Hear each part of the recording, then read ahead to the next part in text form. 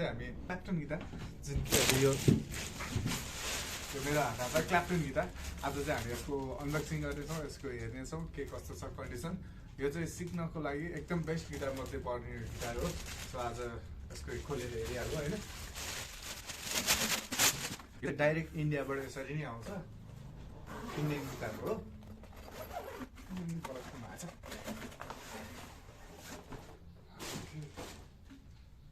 Blue finishing आएछ, चट्ट मजाको यस्तो दामी।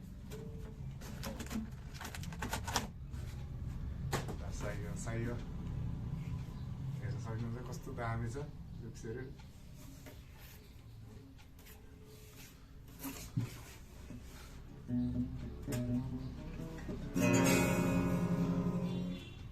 ट्युन छैन, ट्युनिङ गर्नुपर्ने हुन्छ। सो फर्स्टमा पहिला यसको लुक्स हेरौँ।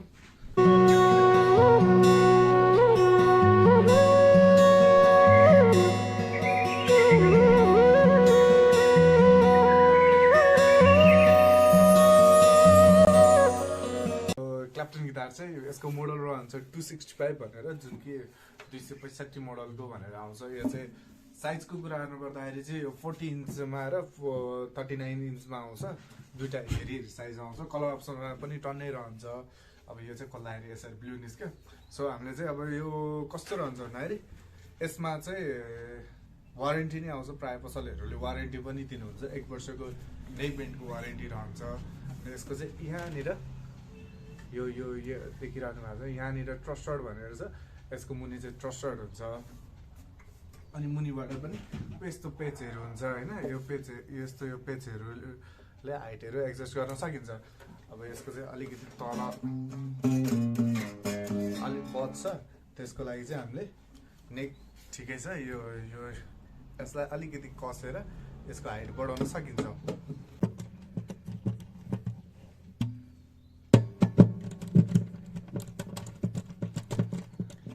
घटाउने र बढाउने गर्न सक्छौँ हामीले। यो यसरी कस्यो भने हाइट बढ्छ, लुज गऱ्यो भने हाइट घट्छ। देख्न सक्नुहुन्छ हजुरले।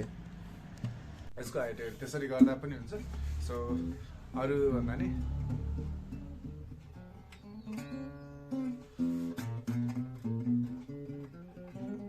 त्यो अघिनको जस्तो बज छैन नि। अब यो अलिकति हाइट बढाउनु साथै यो स्ट्रिङ माथि उठ्छ अनि बज कम हुन्छ। यो चाहिँ एकदम सजिलो तरिका हो, इन्डियनबाट मिलाउने तरिका।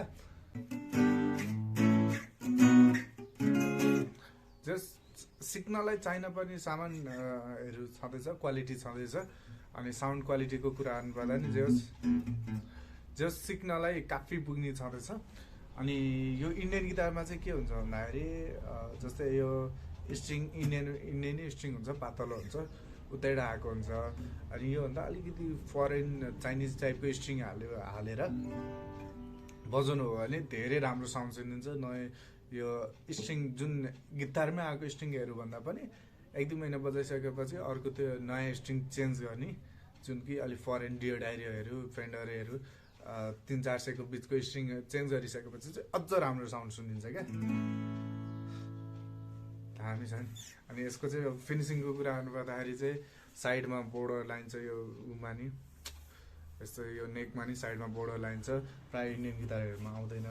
पिक गार्ड युज गरेको छ। पिक गार्ड त्यो झन् राम्रो र चाहिँदो हामीलाई चाहिने 22 फ्रेटसम्मको छ, 21-22 फ्रेटसम्मको छ। कटआउटमा मजाले हात चलाउन मिल्ने हुन्छ।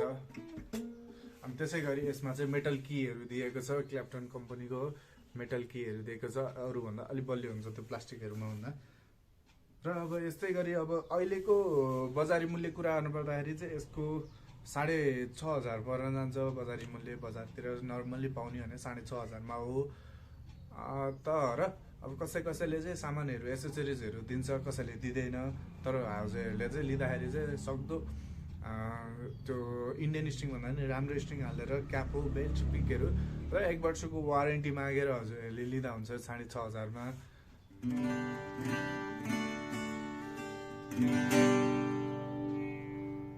साउन्ड क्वालिटी र जस बलियो हिसाबले धेरै राम्रो चाहिँ। सो यो चाहिँ फाइनली ट्युनिङ गरिसकेँ मैले। अनि गिटारहरूको विषयमा चाहिँ के रहन्छ भन्दाखेरि जुनै गिटार भए तापनि ट्युनिङ प्रपरली भयो भने राम्रो बज्दैन। अनि अब यो क्ल्याप्टन गिटारको कुरा गर्नु पर्दाखेरि चाहिँ